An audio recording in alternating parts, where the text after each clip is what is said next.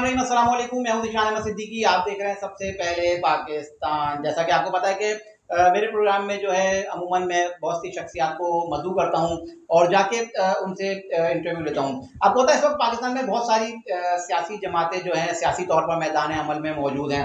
अब पाकिस्तान में एक और नई सियासी जमात जो है क़याम अमल में आ रही है और इसी सिलसिले में आज मैं मौजूद हैं पाकिस्तान नेशनल पार्टी पार्लियामेंटेरियन के सेक्रेटरीट में। और मेरे साथ मौजूद हैं पाकिस्तान नेशनल पार्टी पार्लियामेंटेरियन के सदर राव गुलाम रसूल साहब। और हम राव साहब से जानेंगे क्योंकि इस वक्त जो है बहुत सारी सियासी जमातें आपको पता है मैदान अमल में, और ऐसे मौके पर एक नई सियासी जमात का वजूद कायम करना, क्या राव साहब इस पर अपनी राय रखते हैं? इस हवाले से हम राव साहब की जो है राय लेंगे। राव साहब, सबसे पहले आपका बहुत बहुत शुक्रिया कि आपने जो है अपना कीमती वक्त दिया।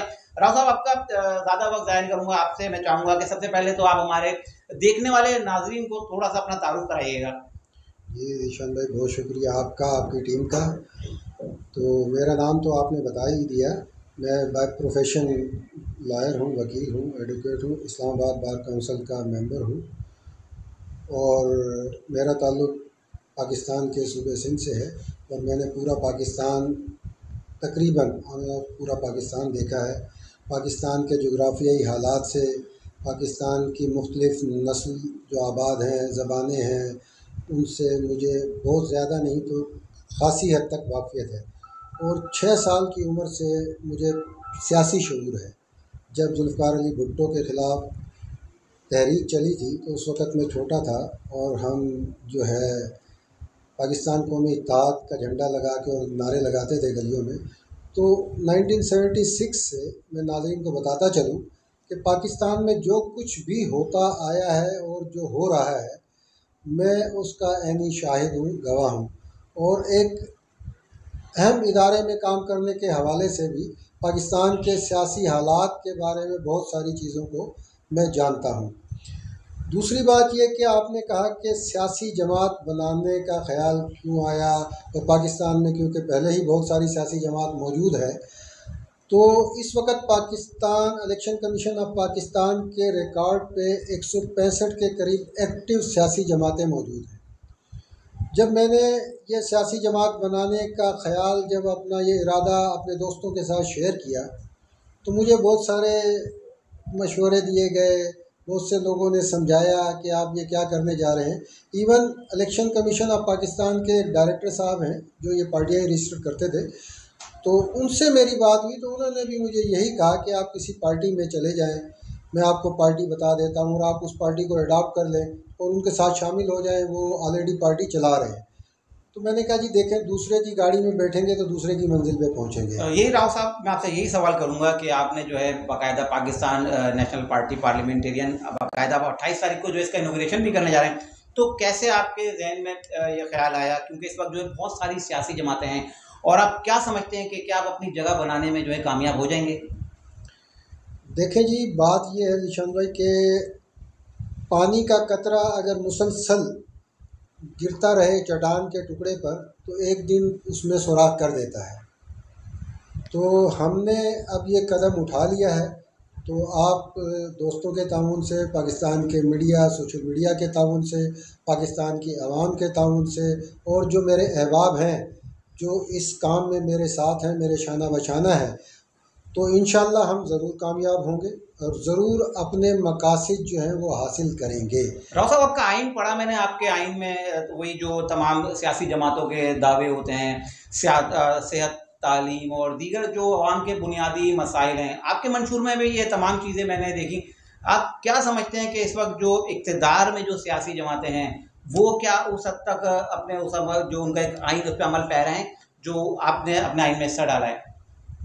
देखिए जी, आइन में मेरा ख़्याल है कि ये आवाम के बुनियादी मसाइल हैं। हेल्थ, एजुकेशन, फूड, ये तो आवाम के बुनियादी मसाइल हैं और ये हर पार्टी के मंशूर का हिस्सा होते हैं, आइन का हिस्सा होते हैं। क्योंकि हर शख्स का जो एक आज़ाद रियासत में पैदा हुआ है, तालीम, खुराक, सेहत और इंसाफ, ये उसका बुनियादी हक़ है, ये उससे कोई छीन नहीं सकता। तो ये कोई भी पार्टी है, ये उसके मंशूर का हिस्सा होते हैं। हमारी जो पार्टी के आइन में जो एक ख़ुसूसी चीज़ रखी गई है वो ज़ीरो टॉलरेंस अगेंस्ट करप्शन, उसमें हमारी पार्टी ने अपने आइन में ये क्लास शामिल की है कि करप्शन में सज़ा याफ्ता और प्ली बारगेन कोई भी शख्स हमारी पार्टी का मेंबर नहीं बन सकता। और दूसरा उसमें हमने एक क्लास शामिल की है कि ब्लेस्मी लॉ में या ब्लेस्मी में कन्विक्टेड पर्सन भी हमारे पार्टी का मेंबर नहीं बन सकता। इसके अलावा हीनियस क्राइम में भी कन्विक्टेड शख्स हमारी पार्टी का मेंबर नहीं बन सकता।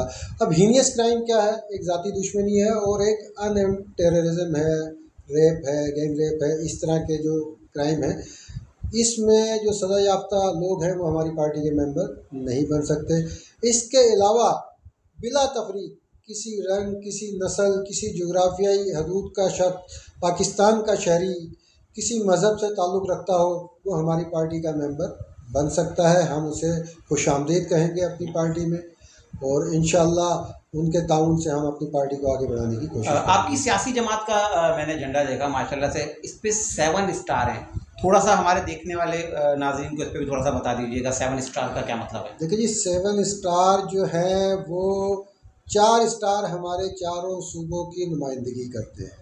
पाकिस्तान के 4 सूबे हैं और 5वां स्टार आज़ाद कश्मीर के लिए हमने रखा है। छठा गिलगित बल्तिस्तान के लिए, क्योंकि वो अभी बाकायदा सूबा तो नहीं है लेकिन फिर भी एक उसको सूबे की सामवी हैसियत हासिल है। और 7वां स्टार हमारी जो फेडरल टेरिटरी इस्लामाबाद है उसके लिए हमने। तो ये तमाम स्टार पाकिस्तान की जो यूनियंस हैं, स्टेट और फेडरल टेरिटरी को नुमाइंदगी करते हैं।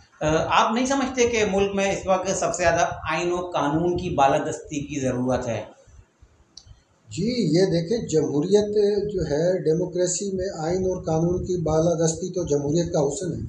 इसके बगैर तो कोई रियासत जो है वो एक फलाही रियासत तक बन नहीं सकती। वो अपने सब्जेक्ट ऑफ स्टेट जो के लोग हैं उसकी उस तरह नुमाइंदगी करने की अहल ही नहीं है। और बदकिस्मती से पाकिस्तान में आइन को रोंदा जा रहा है, कानून पे अमल दरामद नहीं है। कानून एक मोहलिक हथियार की तरह अशराफिया के हाथ में है, वो जैसे चाहे उसका इस्तेमाल करे। जिसकी मैं मिसाल दे दूँ कि एक शख्स अगर मीटर लगाने की दरख्वास्त देता है तो उसका मीटर शायद 2 महीने ना लगे, 2 साल ना लगे, हो सकता है 20 साल ना लगे। और एक सिर्फ बात करता है और उसके घर पे मीटर लग जाता है, डॉक्यूमेंटेशन भी बाद में होती है। और ये मैं प्रैक्टिकल बात बता रहा हूँ कि अभी मैं इस्लामाबाद गया था तो एक जज साहब के ने किसी की सिफारिश की तो पता चला कि अभी फ़ोन पे बात हुई तो व्हाट्सएप पे सिर्फ शनाख्ती कार्ड की फ़ोटो कापी भेजी गई, एड्रेस था, और 40 मिनट बाद मीटर उसके घर पर लगाकर तस्वीर भेज दी गई। तो देखिए, ताकतवर का काम इस तरह से हो जाता है और गरीब लोग मुल्क में 2 बेवा कानून है, ये कह लेंगे 2 तरह के कानून हैं, 2 निज़ाम है, एक ताकतवर, एक कमज़ोर तबका, इस तरह का एक कल्चर मेरा हमारे। ख्याल है ज़ीशान साहब, 2 तो छोटी बात है, 2 से कहीं ज़्यादा। देखिए, 2 तो हम ये कह लें कि एक का काम तो 2 मिनट में हो गया ताकत की बुनियाद पे, चाहे वो सियासी ताकतवर है, चाहे वो सरकारी अफसर है, फौजी अफसर है, या सिविल ब्यूरोक्रेसी का हिस्सा है, या पाकिस्तान जुडिशरी का हिस्सा है। ये तो हो गए ताकतवर लोग। उसके अलावा एक ताकतवर पैसे वाला जो पैसे की बुनियाद पे ताकत कर देता है, ये दूसरी क्लास है। तीसरा, कहीं से कोशिश करके किसी मीडिया के ज़रिए, आपके ज़रिए, मेरे ज़रिए, या किसी की सिफारिश करा के अपना काम जल्दी करा लेता है, ये तीसरा तबका हो गया। और चौथा तबका वो है जो धक्के खा रहा होता है, आ रहा होता है, उनको जलील किया जा रहा है और सालों बेचारों के गुजर जाते हैं, चक्कर लगाते हुए उनका काम नहीं होता। तो पाकिस्तान में 2 नहीं, कोई 3-4 दर्जे हैं कवानीन के। एक कानून तो पैसे के ज़रिए अमल हो जाता है, दूसरा कानून ताकत के ज़रिए अमल कराया जा सकता है, तीसरा सिफारिश या ताल्लुकात की बुनियाद पे, और चौथा बेचारा जो है ज़लील और रुसवा होता है। आपकी तो पार्टी का नाम ही माशाल्लाह से पाकिस्तान नेशनल पार्टी पार्लियामेंटेरियन, आप तो पहले से ही पार्लियामेंटेरियन हो गए।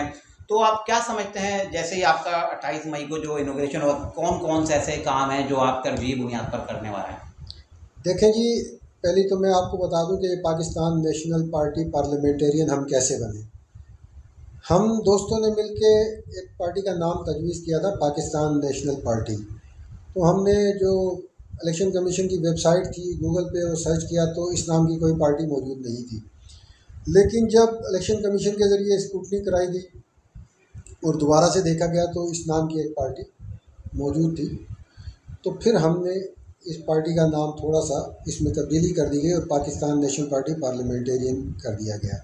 अच्छा, हम अब 28 मई को इस पार्टी के अनाउंसमेंट के बाद हमारा पहला काम है कि हम जो इलेक्शन एक्ट 2017 में जो स्टिपुलेटेड टाइम है, जो स्पेसिफाइड टाइम है 60 दिन का, उसके अंदर हम इसकी डॉक्यूमेंटेशन जो है इलेक्शन कमीशन ऑफ पाकिस्तान में जाके सबमिट कराएं। उसके बाद फिर ज़ाहिर है वो एक प्रोसीजर है, वो चलता रहेगा, उसमें कोई कमी कोताही होगी तो उसके लिए हमें एक वक्त दरकार है। लेकिन 14 अगस्त को हमने एक प्रोग्राम करने का हमारा एक इरादा है, जो कौमी दिन पे हम एक प्रोग्राम करेंगे और उसमें हम बहुत सारे लोगों को, दीगर पार्टियों के नुमाइंदों को भी शामिल करेंगे और उसमें अपनी पार्टी के हवाले से एक लाहे अमल, यानी कि जिसको आप मंशूर कहते हैं, वो हम अपना तफसीली मंशूर उसमें पेश करेंगे 14 अगस्त को। 14 अगस्त के बाद हमारा एक कराची के हवाले से, पर्टिकुलर कराची शहर के हवाले से, आपको पता है कि कराची शहर किस तरह के मसाइल और मसाइब का शिकार है। अभी तक दुनिया चाँद पर पहुंच गई है, हम एटमी ताकत हैं और अल्हम्दुलिल्लाह मुबारक हो कौम को भी, आप सबको, कि हमने चाइना के ताउन से चाँद पर भी अपना मिशन भेज दिया है। लेकिन हम बदकिस्मती से, ये इंतहाई शर्मिंदगी की बात है हम सब के लिए कि हम आज तक गठन के ढक्कन ठीक नहीं कर सके। तो मैं वही, मेरा अगला सवाल आपसे यही है कि पाकिस्तान की 76 साला तारीख में क्या आप नहीं समझते कि कोई ऐसी सियासी जमात आई हो जिसने पाकिस्तान के लिए ऐसा काम किया हो जिस पे आप फ़ख्र महसूस करते हो? देखिए जी, पाकिस्तान की जो हकीकी सियासी जमात है उसमें हम एक ही काबिल फ़ख्र काम है कि जब हिंदुस्तान को आज़ादी मिली और उस वक्त 3 मुल्क बने और ये बर सग़ीर के सियासतदानों की विज़डम का एक बहुत बड़ा, वो एक हम कह लें कि मिसाल है हमारे लिए। कायदे आज़म मोहम्मद अली जिन्ना, लियाक़त अली ख़ान और उनके साथी पाकिस्तान में और इंडिया में गांधी जी और उनके साथी पंडित जवाहरलाल नेहरू और उनकी काविशों से हिंदुस्तान और हमारे यहाँ ये पाकिस्तान बना। और एक तीसरी रियासत, मैं आज पाकिस्तानी कौम की के लिए एक बात बताना चाहूँगा, ये बात बहुत कम लोगों को इल्म है कि अगस्त 1947 को बर्रे सग़ीर में 3 मुल्क आज़ाद हुए थे, 2 नहीं 3, तीसरा मुल्क शायद नहीं पता हो आपको। हैदराबाद दक्कन, यानी हैदराबाद की रियासत एक आज़ाद मुल्क की हैसियत में वो आज़ाद हुई थी और उनका एक आज़ाद हुक्मरान था और शायद पौने 2 महीने या 2 महीने मुश्ताक साहब नाम के कोई सफ़ीर थे, पाकिस्तान में उनका सफारत खाना भी था, बाद में वो हिंदुस्तान का हिस्सा बने। तो एक तो ये तारीख़ है कि उस वक़्त बड़े सग़ीर में 3 मुल्क, 3 रियासतें कायम हुई थी और यही एक कारनामा है। उसके बाद से तो हम जो भी चीज़ें देखते आ रहे हैं कोई काबिल कदर बात नहीं है। और एक अच्छी बात और ये है कि 28 मई को जो हम यौम तकबीर के हवाले से जो अपनी पार्टी की अनाउंसमेंट करने जा रहे हैं, तो एटम बम के हवाले से मेरा ख़्याल है कि तमाम जमातों ने अपना अपना हिस्सा डाला है। अब उसमें बदइनवानी तो ज़रूर हो सकती है, करप्शन का एलिमेंट तो हो सकता है, लेकिन बदनीयती नहीं थी। तमाम जमातों ने बशमूल पाकिस्तान पीपल्स पार्टी, जुल्फ़िकार अली भुट्टो साहब, ज़ियाउल हक जो कि एक डिक्टेटर भी हैं, लेकिन उन्होंने भी एटमी प्रोग्राम जैसे मामले पे और पाकिस्तान के दीगर सियासतदानों ने इसमें, मैं फिर कह रहा हूँ कि बदइनवानी का आंसर तो हो सकता है लेकिन बदनीयती का आंसर नहीं था।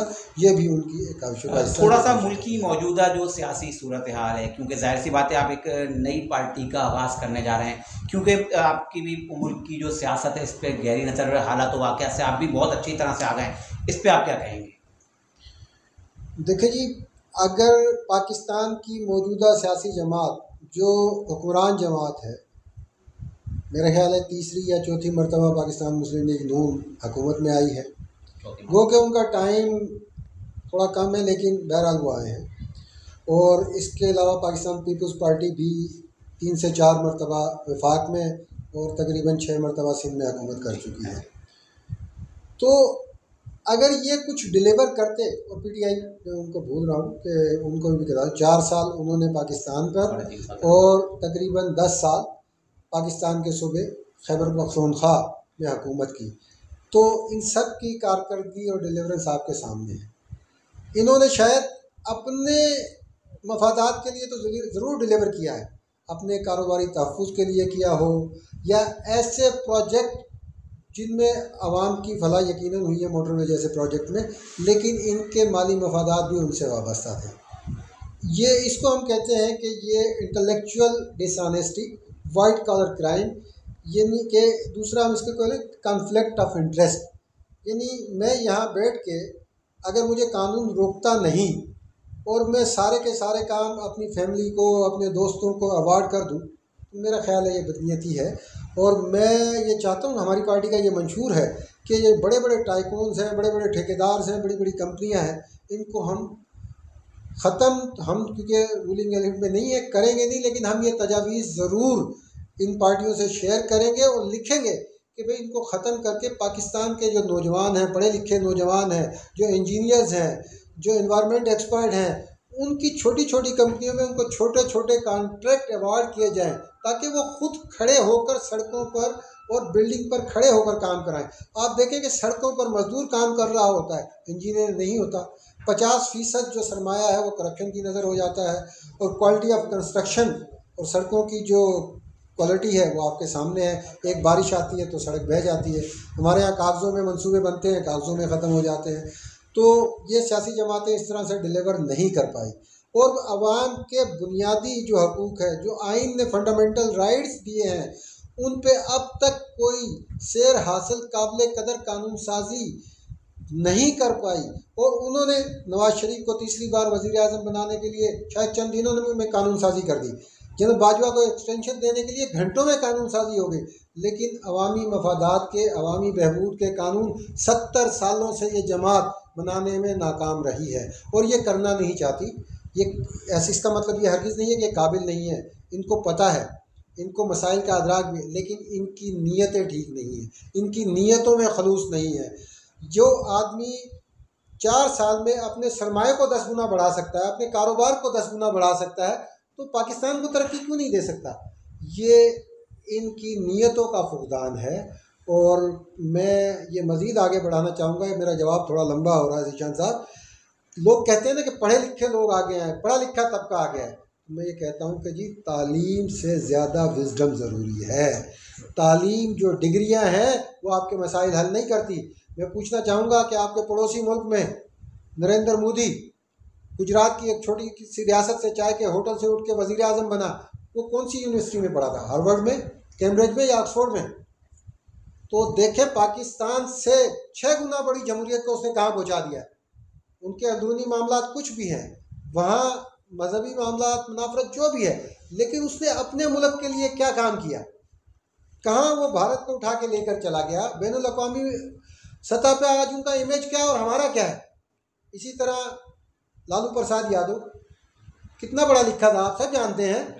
वो 3 बार बिहार का वज़ीर आला रहा और उसने कितना अच्छा डिलीवर किया। फिर वो रेलवे मिनिस्टर रहा और उसने इंडिया की रेलवे को कहाँ उठा के, और हमारी रेलवे की हालत देखें। मैं बहुत सारे जो मामला जानता हूँ, हमारे यहाँ इदारों में अफसर जो है काम ना करने की तनख्वाह लेता है और काम ना करने के लिए रिश्वत लेता है। मैं बदकिस्मती से, मेरा जवाब और लंबा हो रहा है, ये जो हमने रट लगाई हुई है ना, CSSG क्रीम है पाकिस्तान की लीड है, बड़ी मेहनत के बाद करके ये अफसर बनते हैं।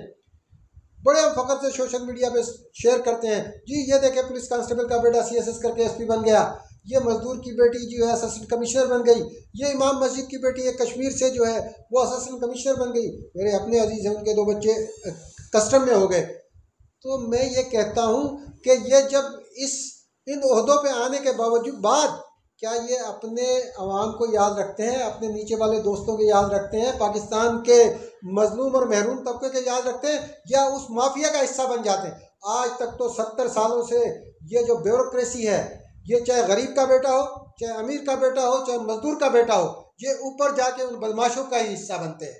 ये हमारा हिस्सा नहीं बनते, ये हमारा ख्याल नहीं करते।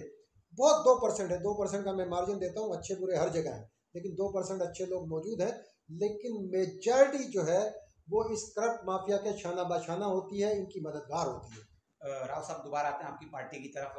28 तारीख को माशाल्लाह से आप जो है बाकायदा जो है आगाज़ कर रहे हैं, तो मैं चाहूँगा आप सबसे पहले पाकिस्तान रोज़नामा अंदाज़ शहर और अंदाज़ TV की तवज्जुह से आवाम को एक पैगाम देना चाहें कि क्यों वो पाकिस्तान नेशनल पार्टी पार्लियामेंटेरियन का साथ दें? देखिए जी, हमने कोई कंपल्शन नहीं रखी, कोई दबाव नहीं है। अपनी आज़ादाना मर्ज़ी और ख़ुशी से हमारे आइन, हमारे मंशूर को आपने देखा, हमने आपके साथ शेयर किया, और आपने वो इतनी तफसील में हम जा नहीं सकते क्योंकि उसमें बहुत सारी चीज़ें हैं। हमारे जो एम्स एंड ऑब्जेक्ट्स हैं, जो हमारी आइडियालॉजी है इस पार्टी के क़याम की, वो हमारे मैनिफेस्टो में और हमारे आइन में मौजूद है। अगर वो आपको अट्रैक्ट करती है, आपको मुतमईन करती है, तो इंशाल्लाह लोग, आप भी हमारे साथ आए और भी लोग आएंगे। और मैं ये बताता चलूँ आपके तोसत से पाकिस्तानी अवाम को कि हमारी पार्टी में कोई फैमिली डिक्टेटरशिप नहीं है।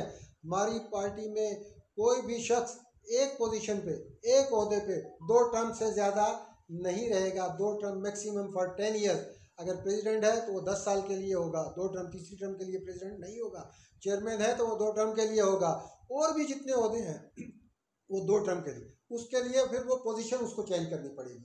अगर प्रेसिडेंट है, अगर वो समझते हैं, पार्टी के लोग समझते हैं, पाकिस्तान की आवाम समझती है, पार्टी के वर्कर समझते हैं कि भाई हमारे चेयरमैन को या हमारे प्रेसिडेंट को कंटिन्यू तीसरी बार करना चाहिए, तो फिर प्रेसिडेंट चेयरमैन की उस पर जा सकता है, चेयरमैन प्रेसिडेंट की उस पर आ सकता है।